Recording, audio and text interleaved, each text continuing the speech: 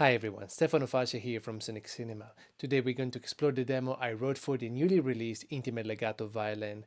It's a track you can hear in the trailer, but this is the full version. Today we're going to talk about orchestration, how to write a memorable theme, composing tips, and a lot more. So let's first listen to the full track.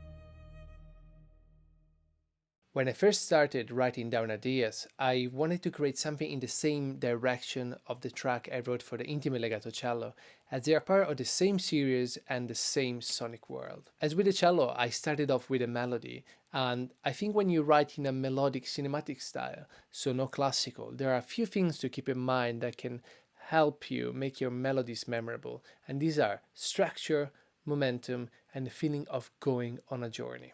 When I say structure, I mean create a pattern in your phrase and then repeat it. If you move on too quickly, then the listeners will be lost, will feel confused, angry, and will be thinking, where am I going here? But if you have something that, repeats with some variation but is like an anchor, then will be okay, oh, I like this, I know where I'm going, I'm appreciating it more. And if we look at my Logic Pro session, we can see the structure in the violin I'm talking about, and we can hear it.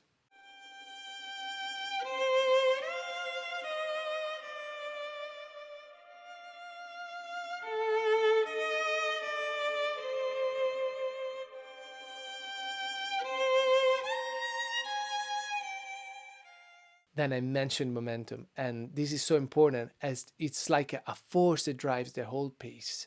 There's this feeling, this energy that makes things move forward. You could call it harmonic tension or something that wants to be resolved. And this is especially important when you transition from one section to the other. And it's connected in a way to the final point I want to make about melodies, the feeling of going on a journey. For that, an easy way, or at least a way, is to create an A theme and B theme. So in this case, it's clearly focused on the violin, but generally speaking, if this was a different piece, you could have perhaps the A theme played by horns and could be more rhythmical, and the B theme played by strings with a smoother feeling. And John Williams does that all the time. Listen to a few pieces of him, and you'll hear this horn, this brass melody, maybe more triumphant, and then comes the smoother feeling with the strings, and it creates a really nice contrast dynamically. So you can divide this piece in three parts. In the first part, I introduce the theme, and the accompaniment is fairly subtle. The second part is full-on orchestra, and the third part is just a violin with drones. Again, this is part of the journey, and also for you to listen to the violin in different contexts, piano and maybe subtle strings, then full-on orchestra and add so much detail to the section, and then just a bare violin with lots of reverb that I like, and just a drone, it's very moody and atmospheric. So let's dive in and talk about the first part. You'll notice that the piano part I wrote, it's similar but different to the one I wrote for the Intimate Legato cello. And it's doubled by the harp, and they both have a stereo delay on top to create even more movement.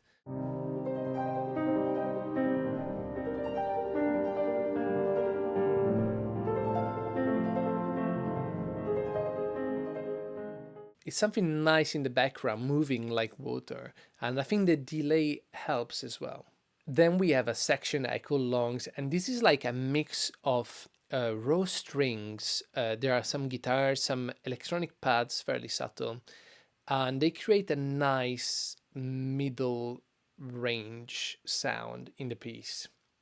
And for the demo, I wanted to write something impactful from the start, so that's why I started off with the violin as well.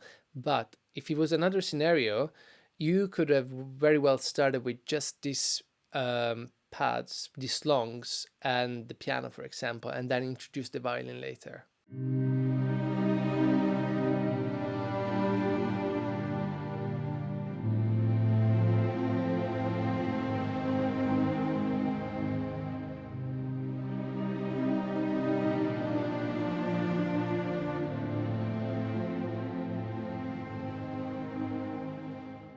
And now if we play the whole accompaniment without the melody, we can hear what a nice canvas it is for the violin to play on top. It has movement, it has clarity, and it feels like it's part of the same piece.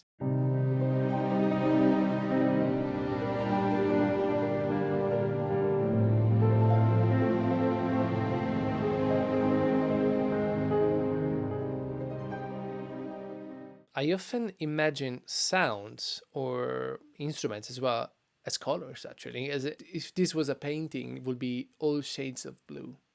Then moving on, we are approaching the second part, and this I think is something interesting, or at least something that adds interest to the piece, which is I modulated. So we start a piece in C minor, and the second part is in E flat minor. And not only that, but we also have the full orchestra playing now. And this is a big change because at measure 17, every instrument plays the chord before the actual theme is reiterated. And if you're writing for full orchestra, I find that timpani, for example, cymbal rolls, brass swells, harp, woodwind runs, strings tremolo, and also string runs are a great way to achieve a nice transition. You put all of this together and it works.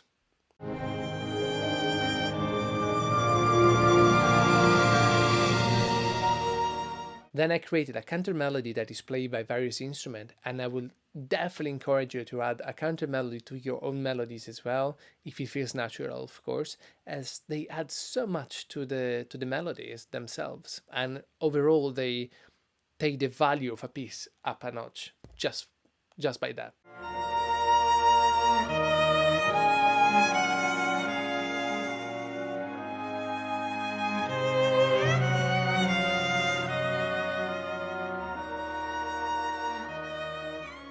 So taking a look at the orchestration, starting from the woodwinds, I've used flute, alto flute, which I love, two oboes, clarinet, bassoon, and a bass clarinet. So let's listen how they all sound together.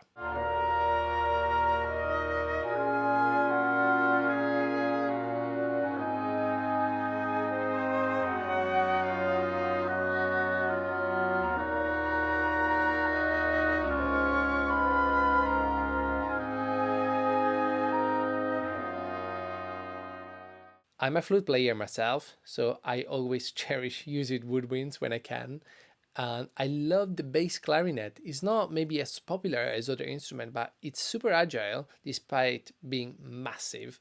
In this case anyway, it works so well as a bass. It has a real clarity to it. It's almost like a sine wave. The first oboe as a counter melody, while the clarinet, bassoon, and bass clarinet have a more of a supporting role with long notes.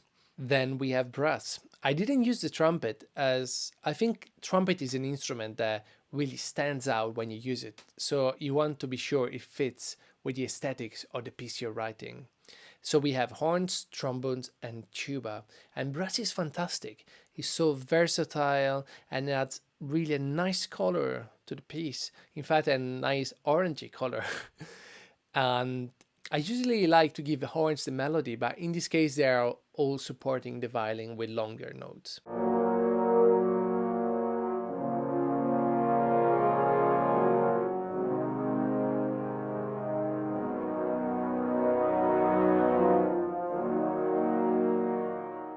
So now let's play everything apart from the additional strings.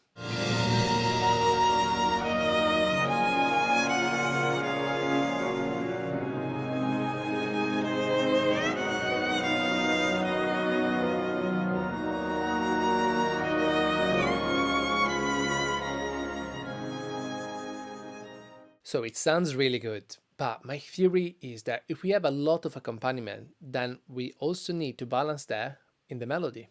So for that, I use a whole section of violin 1, viola, and even the Intimate Legato cello, which you can hear and adds such a nice touch to the piece. And what I love about the Intimate Legato series is that they're wonderful on their own, but they add such a nice detail when they are added to a string section. So let's listen to the string section playing together.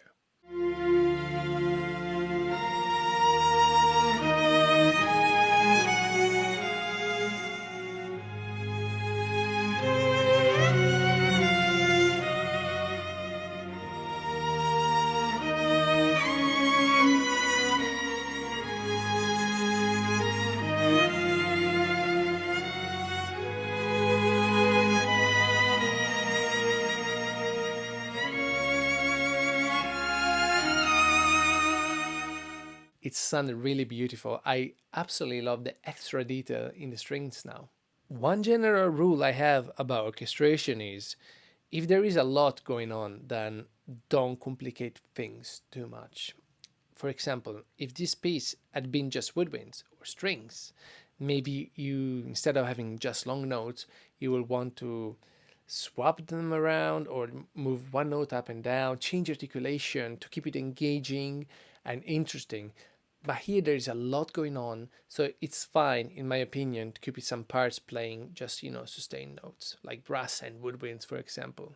As if you started adding variation, then it might get a bit confusing. So that's what my instinct tells me. Might be different for you, just me. One thing you can do for sure, though, is to write the mod wheel.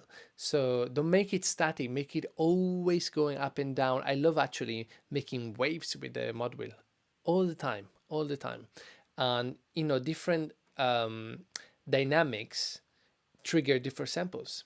So when it's slow, it's one set of samples. When it's high, it's another set of samples. So there is some variation already in that. One other suggestion I have, or rather two, is sometimes mix in mono. This is like a simple trick, if you want to call it. And it really made a difference when I mix. And because if it sounds good in mono, it will sound wonderful in stereo. Trust me, when you put it in mono, everything seems, in the same space, and you immediately hear what's sticking out or what's not sticking out enough. So it's a good thing sometimes to stop a moment when you're mixing and listen to it in mono and said, oh, okay, that's interesting. And also consider that lots of people will probably, or some people will listen to the piece on their phones. So many people now listen and consume things on their phones. So people will listen to that in mono probably. So you want to be sure also it sounds good then. And the second point I want to make, which is very important, is orchestration is great, it's fun, you can show off somehow. But if your melody is not strong enough, or it feels a bit random, then you can orchestrate it like Howard Shore, but then it won't be as compelling as it could have been if you spend more time writing a melody. So sometimes, and I'm guilty myself, I write something, then I say, okay, let's add some woodwind rounds, some piano in the background, and it sounds like nice, but then I wonder, is the melody strong enough? Will people remember it after a first listening? So that's something to keep in mind. So my thoughts are, spend time at the beginning, just load up a piano. You can't escape from the clarity of the piano. Everything harmonically and melodically is very clear, very bare. And if your idea is strong then will be strong, even stronger later when you start orchestrating. So finally, we're at the end, and it's just the violin with some very low drony pads. So you can hear that in the violin, that setting as well as in film scores. That that's a very popular setting to have this haunting melody with just a drone underneath, very atmospheric and moody. And I probably said that in another video, but on solo strings, I usually add a lot of reverb on them, as I think it adds a lot to the sound and the flow. So my personal preference, for example, in this piece, I used black hole reverb, works really well for that. But inside the violin, there are also a ton of reverb inside the interface.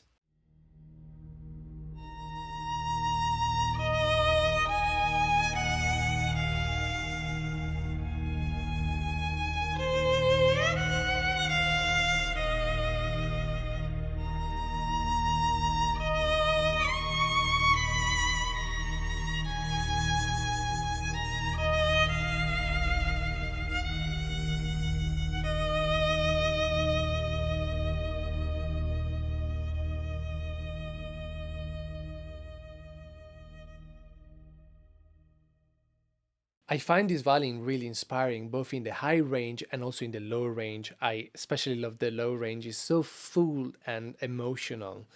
And as with the cello, it's really suited for a slow, cinematic, melodic writing. It really excels at it, and it's good because I really love writing in that style. And so it instantly became my go-to for that. I hope today's videos was helpful and gave you some inspiration for your own compositions, and maybe there's something that you learned that you can apply right away to your own pieces as well. If you have any questions about what I said today, feel free to comment and I'll do my best to reply. There's also a walkthrough video where I go in detail and explain some of the incredible features this violin has, such as the rebocking switch, or there are sliders with intensity and speed, and so on. So be sure to check that out too. Also, please consider subscribing to our YouTube channel and Instagram, as we have lots of content coming up and freebies as well. Once again, thank you for watching today, and I'll catch you in the next one.